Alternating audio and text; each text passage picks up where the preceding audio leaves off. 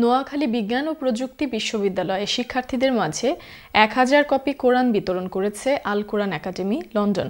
বিশ্বব্যাপী ধারাবাহিক কোরআন বিতরণের অংশ হিসেবে গত বুধবার বিশ্ববিদ্যালয়ের কেন্দ্রীয় অডিটোরিয়ামে দাওয়াহ সার্কেলের আয়োজনে কোরআন ফেস্টিভ্যালের আয়োজন করা হয়।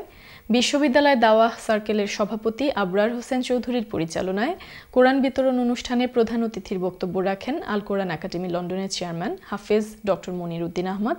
প্রধান আলোচক হিসেবে উপস্থিত ছিলেন বিশিষ্ট ইসলামিক স্কলার প্রফেসর মুখতার আহমেদ।